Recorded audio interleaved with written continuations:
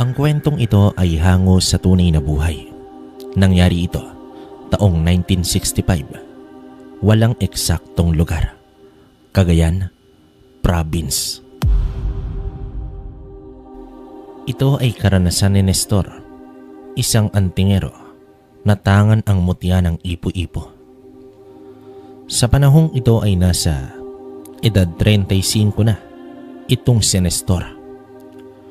Unang beses na nagbuntis ang kanyang asawa, sa kabila ng pagiging antingero ay nagagampanan pa rin niya ng balanse ang mga tao at sariling pamilya. Isang gabi, nagmamadali pa uwi ang antingero. Hinahabol niya ang sandali dahil manganganak na ang asawa niyang si Adela. Magkahalong kaba at saya ang namutawi sa magiging ama sa unang pagkakataon. Dahil naman sa pananabik ay ginamit niya na ang kakayahan ng bilis. Lumapag naman si Nestor sa mismong bakuran nila. Sinipat niya muna ng maigi kung may kalaban ba sa paligid. Malinis at payapa, kaya naman agad na siyang pumanhik. Nakita niya rin ang kanyang asawa na pinagpapawisan at dinaranas ang pait ng panganganak, kasama ang kumadrona na tiyahin lang din ni Adela. Tiningnan naman siya ng kumadrona at sinabihang mas maiging sa labas muna ito. Mas lalong mahihirapan ang babae sa panganganak kapag nakatingin nito. Tanging pagdarasal na lamang ang kanyang nagawa habang nasa balkonahe ng bahay. Hanggang sa tinawag siya ng kumadrona at pinaalam na kinakapos na si Adela. Labis na itong nanghihina pero hindi pa rin nakalabas ang bata. Lumapit naman at tumabi na si Nestor sa kanyang asawa at pinapalakas ang loob, ngunit sadyang hindi na nito kinaya ang panganganak. Namatay si Adela habang nasa loob pa ang kanilang sanggol. Natigilan ang kumadrona nang ilang saglit ay umiyak na lamang. Pinilit pa nitong iligtas ang kanyang pamangkin, ngunit wala na talaga. Napaluha na rin itong lalaki habang inaalog ang asawa at patuloy na kinakausap. Ang gabing yon ay ang pinakamasakit na nangyari sa buhay ni Nestor. Ang pangarap niya na magkaroon ng sariling pamilya ay gumuho na. Si Nestor ay nagtatrabaho sa koprahan. Kasamahan niya ang antingerong si Gaston na tiyuhin ni Adela. Naging malapit sa isa't isa sila Nestor at Gaston, dahilan upang tinulungan niya ang binata upang makakuha ng mutya. Hindi rin biro ang mga panahong sinusuong nila ang sama ng panahon para lamang sa isang mutya. Sa 5 taon ay sa wakas nakuha na rin ni Nestor ang mutya ng ipo-ipong dagat. Sabay silang dalawa na tumugis sa mga aswang, kaya dito nahasa si Nestor sa pakikipaglaban. Hindi nga naglaon ay naging nagkaibigan si Nestor at Adela dahil na rin sa madalas nilang pagkikita. Malimit kasing pumupunta si Nestor sa bahay ni Gaston kung nasaan naroroon din itong si Adela. Gawa nga ng pagkamatay nito ay labis naman itong humingi ng tawad sa pamilya ng asawa. Lumuhod pa ito sa harapan ng mga biyenan at umiiyak na humihingi ng tawad. Hindi naman nila masisi si Nestor at naiintindihan ng nangyari.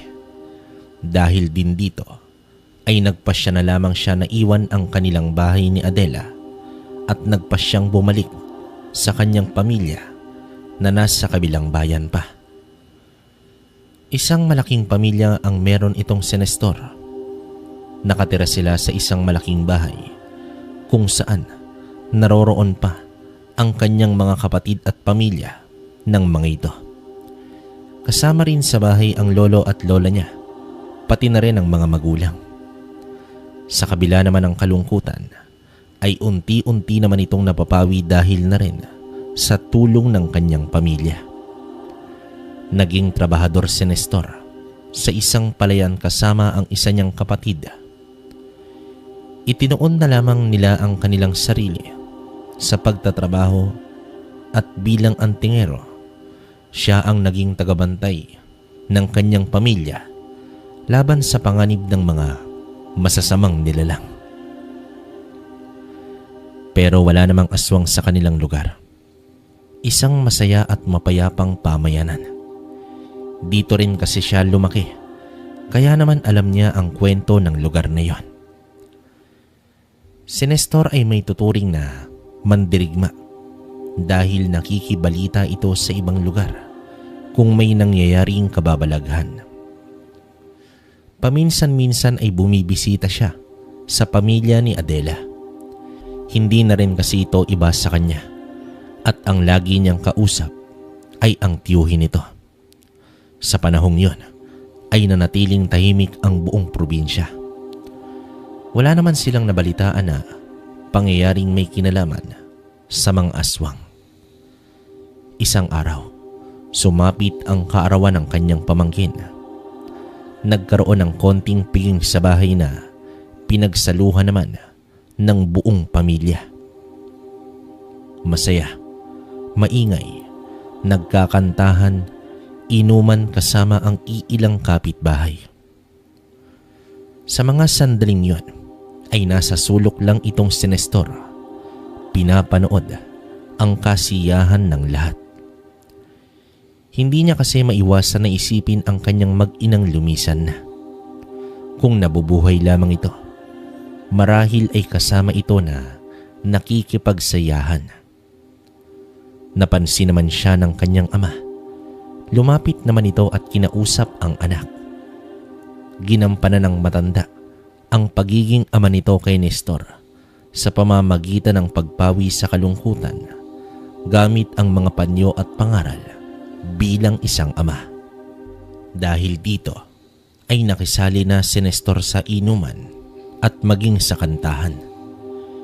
Tila nalimutan nito ang pait na sinapit ng kanyang buhay. Labis naman itong ikinatuwa ng kanyang ina. Hindi rin talaga biro ang mamatayan ng mag-ina at sabay pa itong nangyari. Sa gitna naman ng kasiyahan, habang nasa bakuran ay may napansin itong si Nestor na isang imahe ng lalaki. Wala naman itong dulot na negatibong enerhiya. Ngunit sa tuwing nakikita ni Nestor ang imaheng yon, ay senyalis ito na may panibagong masamang nilalang ang umiiral. Hindi man tukoy kung saan ang eksaktong lugar, pero hindi talaga pumapalya ang pahiwatig ng lalaki. Sa unang beses na nasilayan niya ito, ay inakala niyang isa itong kalaban, ngunit hindi pala. Napagtanto na lamang niya na ito palagi ang nagbibigay sa kanya ng babala. Purong itim lamang ito na tila isang anino na namumukod tangi sa kadiliman ng lugar. Kahit minsan, hindi pa niya nakita ang itsura dahil nakatalukbong ito.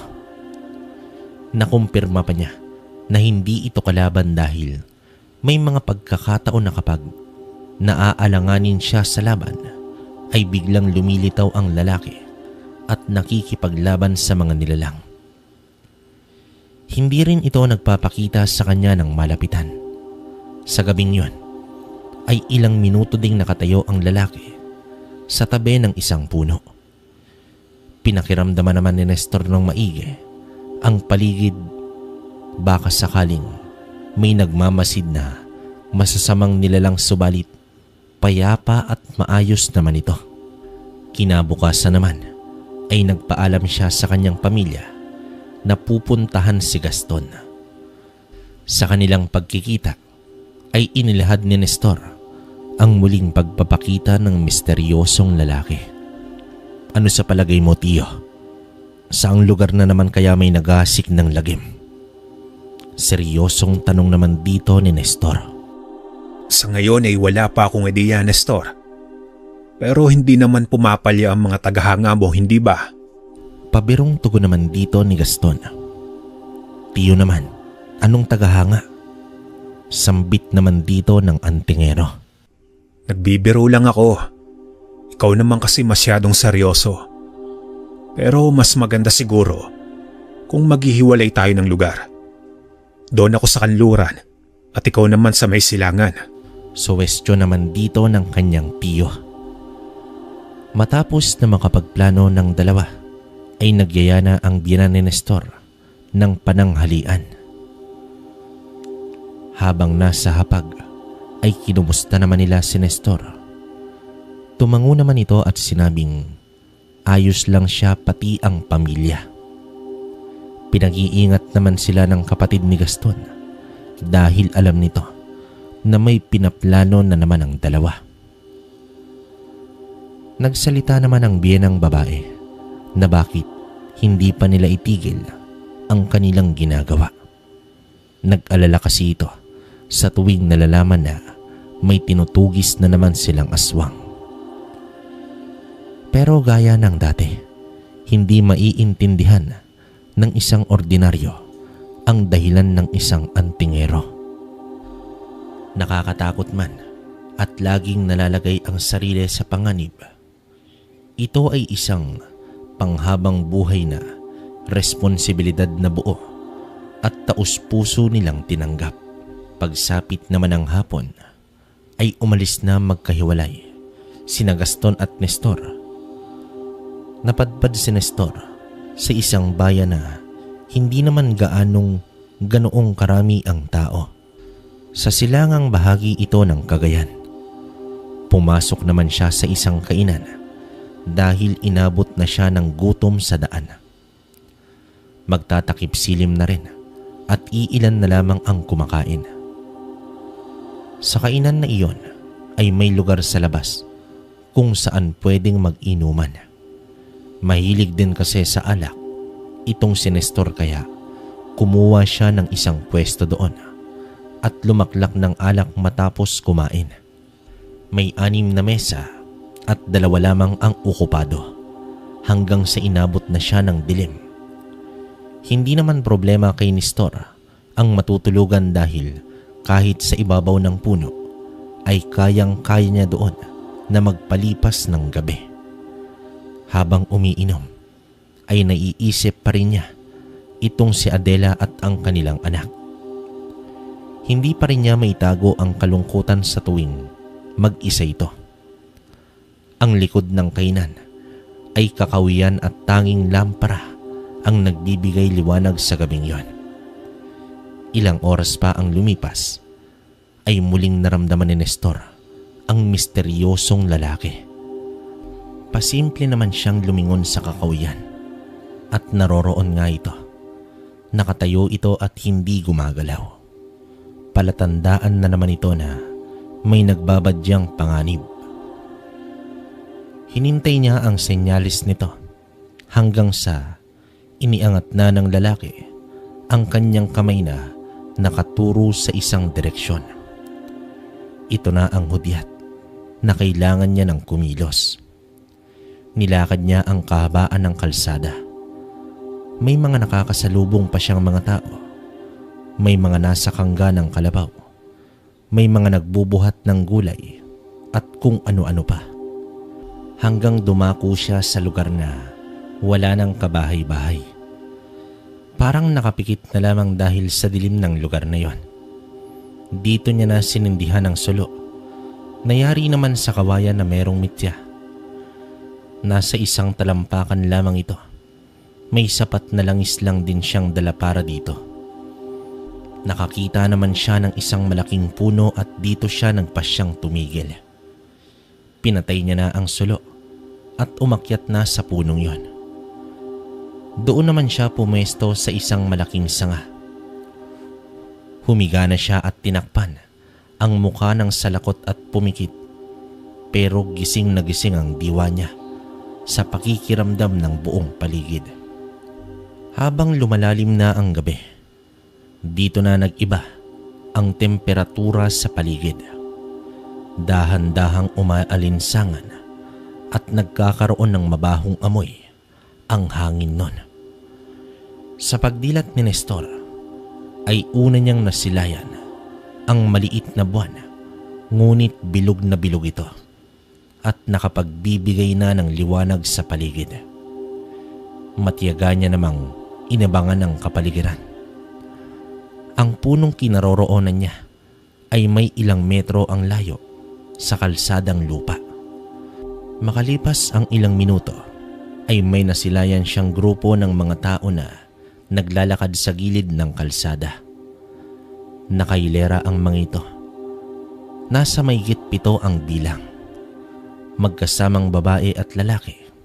Batid niya na 2 sa mga ito ay mga matatandang babae dahil na rin sa hugis ng katawan at maputing mga buhok. Literal na naglakad ang mga aswang papunta sa baryo.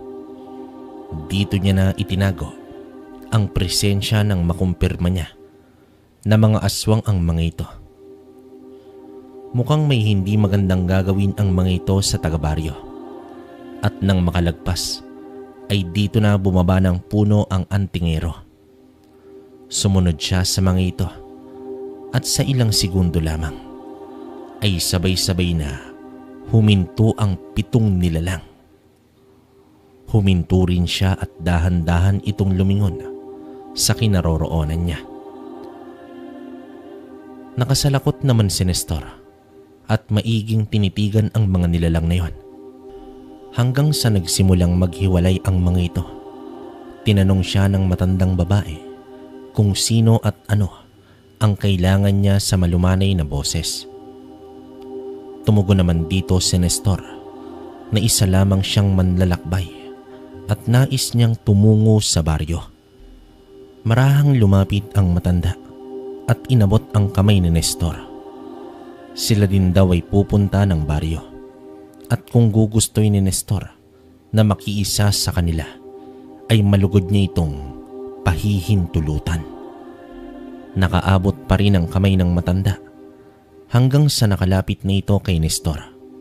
Bigla niyang hinawakan ang kamay at ibinalibag ang matanda patungo sa likuran. Mabilis namang kumilos ang mga kasama nito kasabay sa pagbunot ni Nestor ng kanyang itak. Nag-angila na ang mga nilalang at naganap ang labanan. Sa pagbagsak ng 6 ay nakita ni Nestor ang matandang aswang na may kasama na itong malaking tao. Bumuelo na ang matanda na parang aso at mabilis na sumugod kasabay ang pag-angil.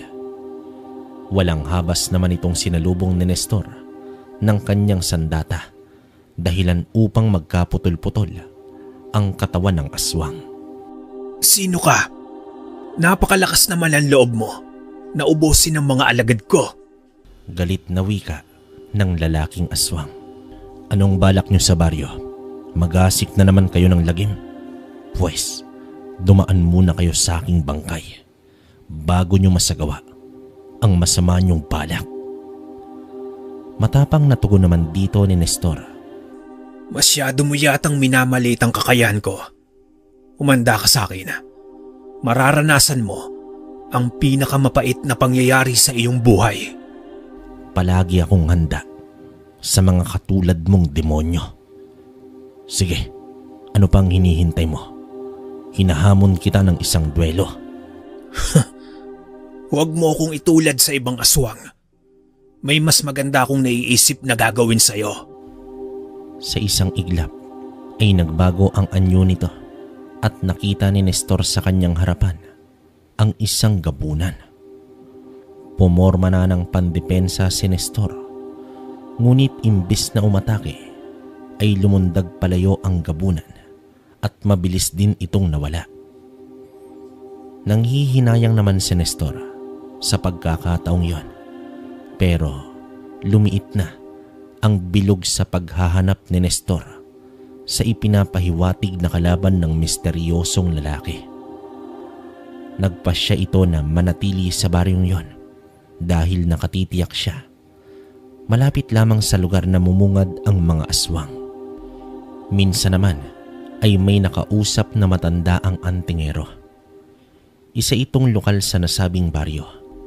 Napakatanda na nito at malabo na rin ang paningin. Tinulungan ito ni Nestor na bitbitin ang mga pinamili nito. Sinamahan niya ang matanda hanggang sa bahay at dito niya nalaman na mag-isa lang ito sa buhay. Sa kasamaang palad tila nilimot na siya ng kanyang mga anak. Iniwan at hindi na binalikan. Kaya naman nagsisikap na lamang itong mamuhay mag-isa dahil hindi na rin naman alam nito kung saan niya hahanapin ang pamilya. Sa kanilang pag-uusap ay isiningit ni Nestor ang kanyang totoong sadya sa lugar. Naitanong niya rin dito kung may nalalaman ba siyang mga pangyayari na may kinalaman ang mga aswang. Bahagyang tumahimik ang matanda na si Mang Kaloy at nagtanong sa tunay na katauhan ni Nestor. Hindi naman nagpaligoy-ligoy ang antingero. Inamin na rin ni Nestor agad kung anong uri ito. Bumaling naman ang tingin ng matanda sa kapatagan na nasa harap ng bahay. Itinuro nito ang isang bundok na naroroon sa dulo ng kapatagan. Ayon pa sa matanda, noong kabataan niya ay maraming kwento sa bundok na iyon tungkol sa sinasabing mga aswang. Hindi pa man siya nakasilay nito, pero makailang beses na rin siyang nakakarinig ng mga kakaiba at nakakakilabot na huni ng mga nilalang ng dilim. Kwento pa ni Mang Kaloy, nasa bundok daw na iyon naninirahan ang pinuno ng mga aswang. Wala man siyang ebidensya pero hindi may kakaila. Ang mga taong yon bigla na lamang nawawala sa baryo. Matagal na raw itong nangyayari pero kahit ang mga otoridad ay walang naibibigay na sagot sa hiwaga ng pangyayari. Napagtanto ni Nestor na isang mahabang pakikipagsapalaran ang gagawin niya patungo sa bundok. Kaya naman naisip niya na umuwi muna upang makapagpaalam ng maayos at maabisuhan ang pamilya. May usapan din kasi sila ni Gaston na pagkatapos ng isang linggo ay magkikita sa bahay nito. Makalipas naman ang 2 araw ay nakauwi na nga itong si Nestor. Sa muli ay napawi na naman ang lungkot nito. Ang pamilya na lamang talaga ang tangi niyang kinakapitan at nagbibigay sa kanya ng rason upang magpatuloy sa buhay. Kahit wala namang okasyon sa araw na iyon, ay naging masaya ang buong pamilya. Ang bawat ngiti ng mga mahal sa buhay ay nagbabalik kinang sa mga mata ni Nestor. Iba pa rin talaga ang kaligayahang dulot kapag nagsama-sama at masaya ang buong pamilya. Kahit sumapit na ang gabi, ay patuloy pa rin ang kasiyahan. Tila isa itong pinakamasarap niyang baon sa paglalakbay na kanyang gagawin. May 2 palapag ang bahay nila Nestor. Naroroon siya nakaupo sa mga rehas ng terasa sa itaas ng bahay habang pinapanood ang mga nag-iinuman sa baba.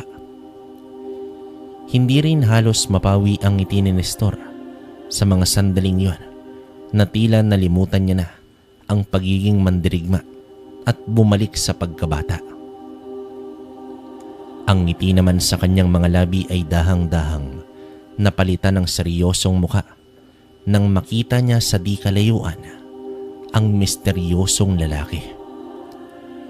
Matapos ang ilang segundo ay umalis ito at naglaho ng makalagpas sa isang puno.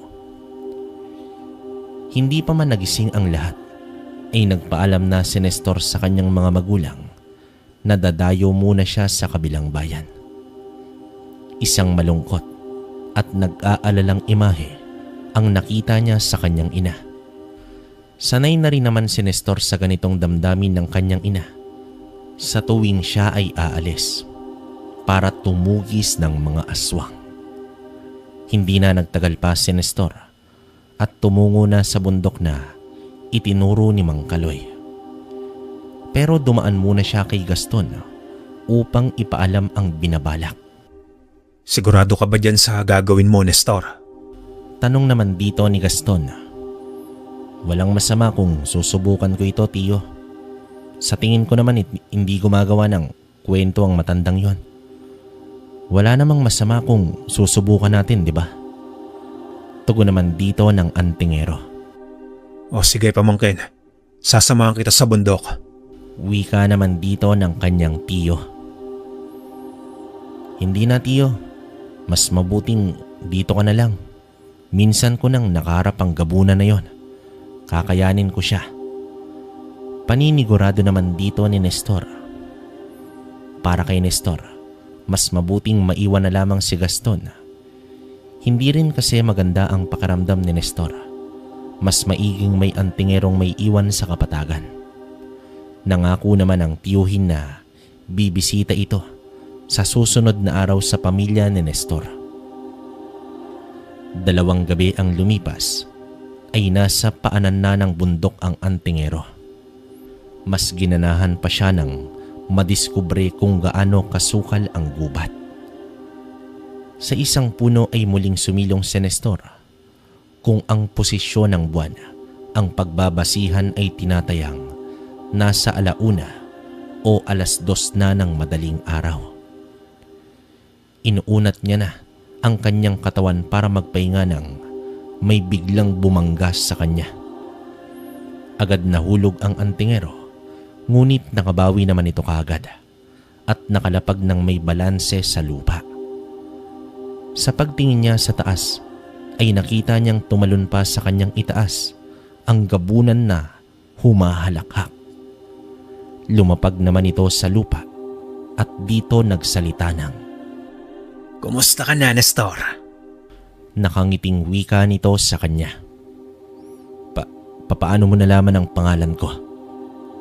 Nagtatakang tanong naman dito ng antingero. Sasagutin ko ba yan? O kakamustahin ko na lang ang pamilya mo? Tumatawang wika naman dito ng gabunan. Nang marinig ito ni Nestor, ay kumabog bigla ang kanyang dibdib. Hindi siya nakakilos at nag-iisip kung lalabanan ba ang gabunan o babalikan ng pamilya. Gumuhit na sa kanyang diwa ang galit, ngunit ang gabunan ay tila wala na namang balak lumaban sa kanya. Muli itong tumalon at nagpalipat-lipat sa mga puno hanggang sa tuluyan na itong naglaho. Sa mga sandaling yon, ito ay bumaba na si Nestor ng bundok at muling ginamit ang tangan upang mas mapabilis pa ang kanyang pagdating sa kanilang bayan. Ang isang araw ay ginawa lang ni Nestor ng ilang oras sa bilis ng kanyang paggilos. Humahagaspas ang paikot na hangin at lumapag si Nestor mismo sa tapat ng kanilang bahay. Sa mga oras na iyon ay papasikat na ang araw at sa mga oras na ganito ay dapat gising na ang kanyang ina at may usok na sa kusina nito. Ito kasi ang palatandaan na nagluluto na ito ng almusal. Subalit, nabatid niya ang nag-iisang gasera na nakasindi sa loob ng bahay at sarado pa ang mga bintana at pinto. Maayos naman ang paligid at walang senyales ng kaguluhan. Kinatok niya ang pinto at sinambit ang ina. Ilang sandali pa ang lumipas, ngunit wala pa rin nagbubukas ng pinto. Kaya naman pinihit niya na ito at pumasok na siya sa loob ng bahay. Kinuha niya naman ang lampara at inilawan bago pumanhik ng hagdan patungo sa ikalawang palapag. Sa pasilyo pa lang nito ay may nakita siyang nakabulagta sa may lupa. Isa ito sa mga binatilyong pamangkin niya. Nang mailawan pa niya, ang ibang bahagi ay kitang-kita ni Nestor ang bakas ng karahasan sa loob ng bahay. Dito niya na isa-isang nakita ang bawat miyembro ng pamilya na wala ng mga buhay. Naroroon ang mga bangkay sa isang bahagi ng bahay. Halos mabaliw si Nestor sa kanyang mga nakita. Imbis na bumuhos ang luha, natigilan si Nestor at natulalang nakaupo malapit sa hagdan at nakasandal sa dingding. Ilang saglit pa ay dito na dumating si Gaston. Panay sambit ito sa mga pangalan na nakatira sa bahay ngunit walang sumasagot. Hanggang sa natagpuan niya si Nestor, natulalang nakaupo sa may sahig. Diyos ko, ano pong nangyari dito? Nestor!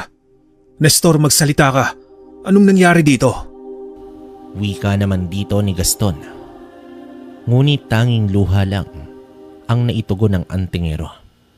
Isang kahindik-hindik na tagpo ang nasilayan ni Gaston na nangyari sa pamilya ni Nestor. Hindi iyon gawain ng tao, kundi sa isang mabangis na demonyo. Nagmistulang walang silbi si Nestor at naging blanko ang pag-iisip. Dahil dito ay ang pamilya na ni Gaston ang naglagay sa ayos ng lahat. Habang pinaglalamayan ng sabay-sabay ang mga mahal niya sa buhay, ay nanatili si Nestor na nakakubli sa isang kwarto. Ilang araw pa ang lumipas, nagdala na ng pagkain para sa hapunan itong si Gaston sa kwarto ni Nestor. Ngunit hindi niya na ito nakita. Samantala, walang tigil si Nestor na tumatakbo hanggang sa sukdulan ng kanyang bilis. Ibinuhos niya ang sama ng loob sa walang humpay na pagtakbo. Hindi niya na alam kung saan na siya napadpad. Umabot sa punto si Nestor na ginugol ang buhay sa alak. Doon siya tumuloy sa dating bahay nilang mag-asawa. Bagay na mas lalong nagpalugmok sa kanyang pagkatao.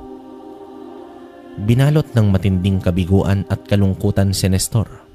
Madalas itong umiiyak sa gabi habang nakahiga sa kama. Napabayaan na ang kanyang sarili at wala nang pakialam sa kanyang paligid. Isang gabi, habang umiiyak siya na nakadapa sa may kama, ay may biglang humila sa kanya. Tumagos at lumusot siya sa bubong habang hila-hila ng isang nilalang. Matapos nito ay ibinalibag siya at nagpagulong-gulong sa lupa. Bago pa man siya makatayo, ay isang malakas na sipa ang natamo niya na agad naman siyang tumilapon at tumama sa isang puno. Napapangiwi na lamang siya sa pananakit ng katawan hanggang sa tumambad sa kanyang harapan ang isang lalaki na napakalaki ng katawan. May mahaba itong maitim na kasuotan, ngunit walang saplot ang kanang balikat pababa sa kamay. Bakas din sa braso at bisig ng lalaki ang peklat ng napakaraming sugat. Hanggang sa inubad nito ang talukbong at dito nakita ni Nestor ang maamong mukha, ngunit galit na ang lalaki. Sumugod naman ito sa kanya at inundayan siya ng sapak at sipa. Sino ka? Nauutal na tanong dito ng antingero. Hindi ba't ako dapat ang magtanong niyan? Sino ka nga ba, Nestor? Ikaw pa ba ang dating si Nestor? Tanong dito ng lalaki sabay suntok pa sa kanya. Sa bawat sapak na natatamo niya ay tila yumayanig ang mundo niya sa lakas nito. Habang nasa lupa at bumagsak na si Nestor, ay muling nagsuot ng talukbong ang lalaki at inayos pa ang damit. Papikit-pikit na si Nestor at halos mawalan na ng ulirat. Naiwan sa kanya ang imahe ng lalaki na kahalintulad sa misteryosong nilalang na nagpapakita sa kanya at ang mga katagang binitawan nito. Huwag mong sayangin ng mga panahong iginugol ko sa'yo. Bumalik at gumising ka, Nestor. Gumising ka. Wika ng lalaki na unti-unting naglaho. Sa pagdilat ng mga mata ni Nestor ay agad niya itong tinakpan ng kamay dahil napakaliwanag na sa paligid. Natagpuan niya ang kanyang sarili na nakahiga na sa lupa ilang metro mula sa kanyang bahay. Habang bumabangon ay naalala niya ang nangyaring engkwentro kagabi. Habang iniisip niya, ang nangyari ay napagtanto ni Nestor na ang lalaking bumugbog sa kanya at ang misteryosong lalaki ay iisa. Dito na namulat si Nestor sa kanyang pinaggagawang kapabayaan sa sarili. Naglakad siya papasok ng bahay at sa bawat sulok nito ay naalala niya ang mga masasayang sandali ni Adela. Pero sa pagkakataong ito ay hindi na luwa ang namutawi sa kanyang sarili, kundi ang determinasyong bigyang katarungan ang pagkamatay ng kanyang pamilya. Inayos nito ang sarili at napansin niya na hindi niya mahagilap ang kanyang itak. Malamang ay naiwala niya iyon sa labis na kalasingan. Tinahak niya ang lugar kung saan naroroon ang kaibigan niyang Panday. Nagpagawa naman siya ng bagong sandata. Napakamot na lamang ang Panday matapos inilarawan ni Nestor ang disenyo ng sandatang ipapagawa nito. May haba itong 1 metro, kalakip na ang hawakan. May lapad na 7 pulgada. Kahalintulad ito sa kutsilyo na pangkatay ng karne. Inabisuhan naman siya ng kaibigan na sa loob ng 3 araw ay matatapos nito ang sandata. Dito na nagtungo si Nestor sa puntod ng kanyang pamilya. Halos manlambot naman ito sa magkakasunod na mga puntod. Isipin niyo na lang, nasa 14 ang miyembro ng kanyang pamilya at lahat ng mga yon ay ubos at nakailera ang mga puntod. Sumagi naman sa isipan ni Nestor ang mukha ng gabunan na pumaslang sa kanyang pamilya. 7 sa pamilya nito ang napaslang niya, ngunit doble naman ang ginawa nitong kapalit. Makalipas pa ang 3 araw ay hawak na ni Nestor ang napakalaking sandata. Hindi na rin nagulat ang Panday kung animoy magaan lang ito para kay Nestor dahil alam niya kung ano ang kanyang kaibigan. Ito rin ang kadalasang gumagawa ng mga sandata niya at kay Gaston. Matapos naman nun, tahimik at mag-isang tumungo naman si Nestor sa lugar ng gabunan. Isang gabi sa kanyang paglalakad ay napansin niya ang 2 tao na mabilis naglakad papasok ng bahay. Naaninag niya na ang babae ay buntis at nang makapasok ay agad isinara ng lalaki ang mga bintana at pintuan. Mukhang may kinakatakutan ang mag-asawa, kaya nagpasya ito na maghanap ng pwedeng mapagpahingang puno sa paligid ng bahay. Kagaya ng dati, humiga siya sa malaking sanga at nagtakip ng salakot sa muka. Ilang minuto pa ay biglang dumilat ang mga mata ni Nestor dahil sa napakalakas na presensya ng aswang. Sa pagmamasid ni Nestor ay dumapo ang isang tiktik sa bubong ng bahay. Napapailing na lamang si Nestor at tinitingnan niya ang sandata. Mukhang tiktik ang makakabuenang mano sa bago niyang sandata. Dito nag-abang pa si Nestor habang nag-uumpisa ng mangbulahaw ang tiktik na iyon. Naririnig niya na ang sigawan ng mag-asawa sa loob. Binutasan na ng nilalang ang bubong at pilit inaabot ang nasa loob. Hanggang sa dumapo na rin si Nestor sa bubong na ikinagulat naman ang tiktik. Sa pagtingala nito ay agad inundayan ng antingero ng malakas na sipa sa noo ang tiktik. Tumilapon ito at bumangga sa katawan ng puno. Sa pagbagsak naman ito sa lupa, ay nag-akma pa itong lumipad, ngunit agad nahawakan ni Nestor ang isang pakpak nito at agad pinutol gamit ang sandata. Umangil ang aswang at naglulupasay. Sinalo niya ang kamay nito na butot balat at pinutol gamit ang malapad na sandata. Nagpagulong-gulong sa lupa ang nilalang na iyon habang sinusundan ito ni Nestor, kasabay ang hagupit ng kanyang sandata. Walang kalaban-laban ang tiktik sa lakas ni Nestor, hanggang sa humiwalay ang ulo nito sa katawan, dahilan upang tuluyan nawalan ng buhay ang aswang. Labis-labis naman ang pasasalamat ng mag-asawang Pedring at Rosario. Nalaman ni Nestor na ilang araw na lang pala ay manganganak na si Rosario. Kaya naman nagpasya siya na manatili muna sa lugar hanggang makapanganak ito.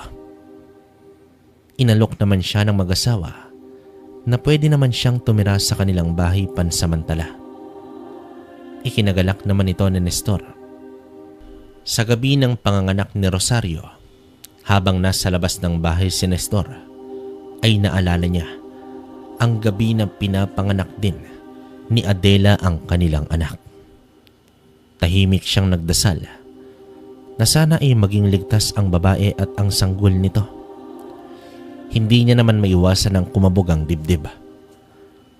Pakiramdam niya kasi sa mga oras na iyon ay bumalik siya sa panahon siya naman ang nasa kalagayan ni Pedring, hanggang sa narinig niya ang pag-iyak ng sanggol. Hindi maipaliwanag na kaligayahan ang naramdaman ni Nestor. Pakiramdam niya ay nailigtas na rin ang kanyang asawa at ang kanilang anak. Tinawag naman ni Pedring itong si Nestor at ipinagmalaki nito na ipinakita ang kanyang unang sanggol. Bilang pasasalamat nila kay Nestor, ay ibinigay ng mag-asawa ang karapatan na magbigay ng pangalan si Nestor sa kanilang sanggol. Fatima. Fatima ang ibinigay na pangalan ni Nestor. Ito ang sana na pangalan ng kanyang anak kapag babae at kung nabuhay pa. Pagsapit ng umaga, ay nagpasya na si Nestor na aalis na upang ipagpatuloy ang sinimulan. Iniwan niya ang pamilya na masaya. Bitbit din ni Nestor ang bagong pag-asa at mas naging determinado dahil may mga buhay na umaasa sa kanya bilang isang antingero. Hindi man ito nagawang may ligtas ang pamilya sa panganib na dulot ng aswang, ay nagawa niya naman sa ibang tao. Maya-maya pa, tanaw na ni Nestor ang bundok at sisiguraduhin niya sa pagkakataong ito ay matatalo niya na ang gabunan. Tamang-tama ang pagsapit ng gabi dahil napakalaki ng buwan. Ito ang pinakamalakas na sandali ng gabunan. Walang balak na pasukin ni Nestor ang kagubatan. Bagkus, sa kapatagan pa lang ay ikinalat niya na ang kanyang presensya. Wala siyang pakialam kung gaano kadaming aswang ang darating. Dama niya ang preskong simoy ng hangin sa kalagitnaan ng kapatagan. Tanaw niya ang kagandahan ng mundo sa mga sandaling yon, hanggang sa ang preskong simoy ng hangin ay biglang sumama dahil sa amoy ng gabunan. Nagbalik ka na pala, Nestor. Ano ang masasabi mo sa sorpresang inihanda ko? Humahalakhak na wika dito ng gabunan. Hindi naman siguro patas kung gabunan lang ang tawag ko sa'yo. Maaari ko bang malaman ang pangalan ng isang walang kwentang nilalang nakaharap ko ngayon? Madiing wika naman dito ng antingero. Aba, oo naman. Isang kahilingan ng napakawalang kwentang antingero ang aking ipagkakaloob. Ako si Barsubas, ang gabunang tatapos sa walang kwenta mong buhay. Madiing tugon naman dito ng gabunan. Tumingala si Barsubas at tila humigop ng lakas sa buwan. Dito na siya nagpalit ng anyo. Isang nakakakilabot na nilalang ang kaharap ni Nestor. Isang pinuno ng mga aswang at isa sa pinakamalakas na uri ng nilalang ng kadiliman. Nasa perpektong lokasyon upang magtagisan ng lakas. Sa likod ng nilalang kung nasa ng kakawyan ay muling nakita ni Nestor ang misteryosong lalaki. Napangiti naman si Nestor at ipapakita niya sa lalaking yon ang tunay niyang kapangyarihan. Ang kahinaan niya ay ang kanyang lakas at ang lakas niya ay ang kanyang kahinaan. Walang iba kundi ang kanyang pamilya. Hindi niya rin sasayangin ang mga buhay nito na hindi man lang mabibigyan ng hustisya. Kanan kontra sa kaliwa at handang-handa na si Nestor. Maya-maya pa, umangil na si Barsubas at ibinuka ang mga palad na may itim at mahabang kuko. Dagdag pa ang 4 na pangil nito na handa na ring ngat-ngati ng laman ni Nestor. Sa unang pagsugod ng bawat isa ay tapyas agad ang mahabang buhok ni Barsubas. Sa paglapag nito ay napatingin siya sa naputol na puting buhok.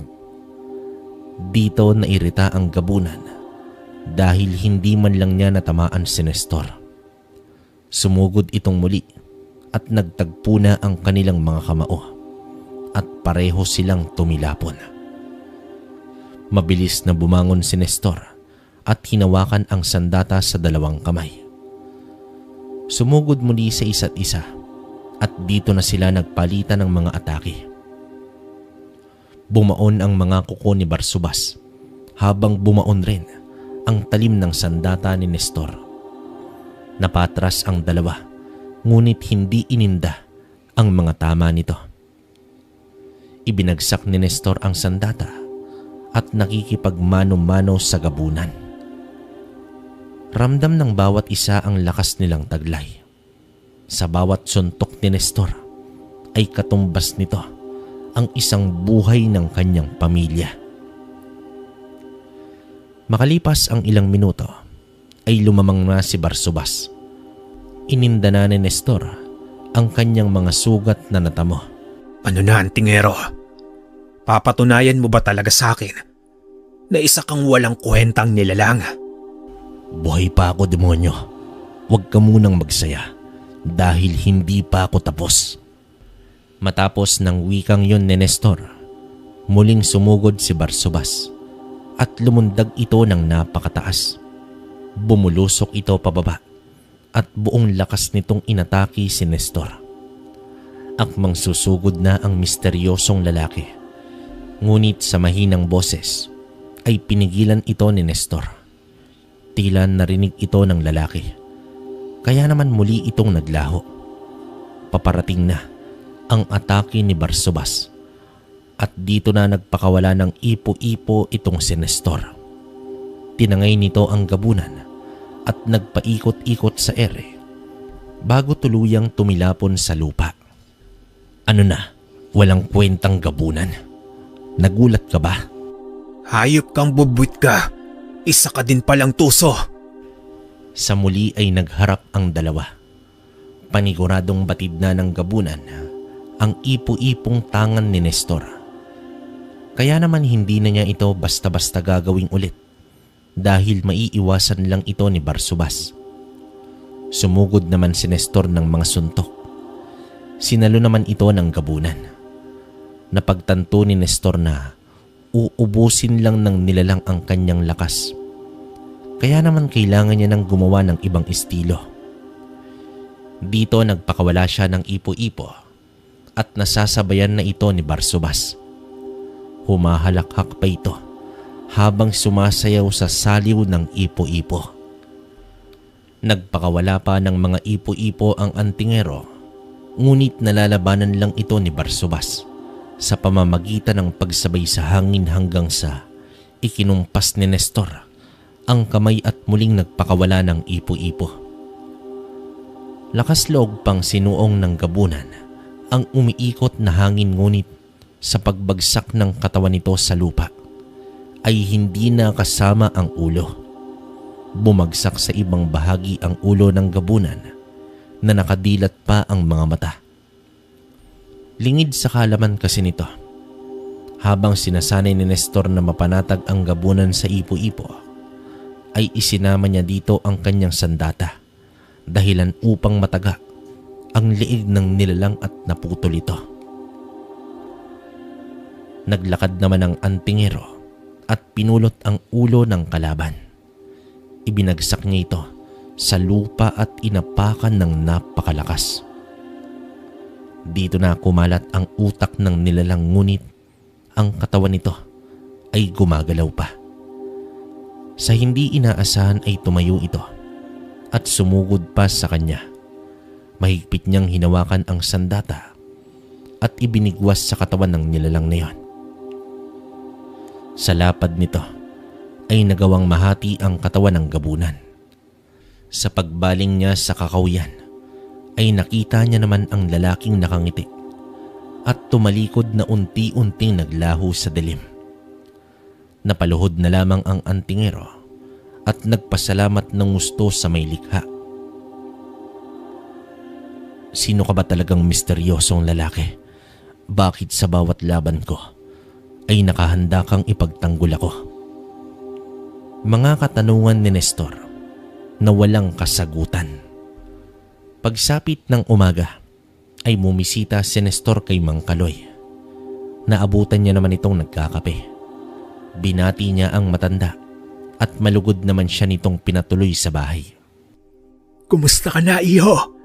Narating mo ba ang bundok? Nakangiting wika dito ng matanda. Oho, wag na po kayong mangamba dahil ang mga kwentong aswang na yon, naririnig ay mananatiling kwento na po yon. Masayang tugon naman dito ng antingero. Mabuti naman kung ganoon. Mababawasan na ang aking pag-alala. Wika pa dito ng matanda. Mababawasan? Hindi ba pwedeng hindi na kayo mag-alala pa? Maiging tanong naman dito ni Nestor. Alam mo, iho, ang pag-iral ng kasamaan ay hindi nawawala. Likas na ito sa ating mundong ginagalawan. Kaya nga may mga taong katulad mo na handang lumaban sa kasamaan. Matapos man ang kasamaan, isang kabanata lamang iyon sa buhay ng ating mundo. Mawawala sila. Mawawala ka din at may uusbong na namang panig ng kaliwa at kanan at muling maglalaban. Habang buo at buhay pa ang ating mundo, ang labanan ng kasamaan at kabutihan ay mananatili. Mahabang wika dito ng matanda. Isang umaga ay nagulat na lamang si Gaston sa biglang pagsulpot ni Nestor sa kanyang harapan. Inilahad niya dito ang mga nangyari. Simula noong bigla siyang nawala. Humingi din siya ng paumanhin at pasasalamat sa pamilya ni Gaston dahil sa pag-asikaso sa kanyang nasirang pamilya. Inilahad din ni Nestor na mas naiintindihan niya na ngayon ang kanyang ipinaglalaban. Masakit man nawawalay ang mga mahal sa buhay, pero ang lahat ng ito ay may dahilan. Ang pagiging matatag ng isang tao at ang mas maintindihan pa, ang buhay. Ang aral na natutunan ni Nestor sa mga mapapait nitong karanasan. Sa muli ay masaya na si Nestor na dumalaw sa puntod ng kanyang mga mahal sa buhay. Huli niyang dinalaw ang puntod ni Adela. Dito ay ganap na siyang nagpaalam dahil itutuon niya na ang kanyang sarili sa pagtupad ng kanyang responsibilidad bilang antingero. Maglalakbay siya hanggang saan siya dalhin ng kanyang mga paa at hindi siya titigil sa pagtugis ng mga masasamang nilalang. Napadpad si Nestor sa isang baryo at doon balak magpalipas ng gabi. Habang umiinom siya, ay naamoy niya ang isang aswang sa kabilang mesa. Ang inaakala ng lahat na simpleng umiinom lang ito ng alak ay hindi pala. Dahil gumagawa pala ito ng orasyong hipnotismo sa mga tao sa loob ng tindahan. Kumalat ang kakaibang amoy sa hangin at isa-isang bumagsak ang mga tao. Napangisi naman ang aswang at pumili na ng unang taong lalantakan. Dito niya napili ang isang babae at tila pagsasamantalahan pa ito bago kainin. Subalit, dumampi sa pisngi nito ang isang malamig at malapad na bakal.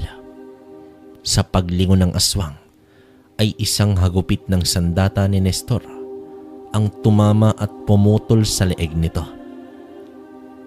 Bumalik si Nestor sa kinauupuan at inubos muna ang alak bago tuluyang umalis. Hindi pa man siya nakakalayo ay nagsigawan na ang mga tao sa loob dahil sa nakita nilang pugot na ulo na nakapatong sa lamesa. Nagpalipat-lipat ng bayan si Nestor at lingid sa kalaman ng lahat ay may isang nilalang na gumagala at naging berdugo ng mga aswang. Sa bawat pagpapakita ng lalaki ay katumbas nito ang isa o higit pang buhay ng aswang. Wala man silang direktang pag-uusap ng misteryosong lalaking yun, pero naging magkasangga sila sa paglipol ng mga aswang. Sa isang beses na pagpapakita ng lalaki, ay naglakas loob si Nestor na lapitan ito ngunit naglaho lang din ito sa kanyang paningin. Hindi ka na ba talaga makikipag-usap sa akin?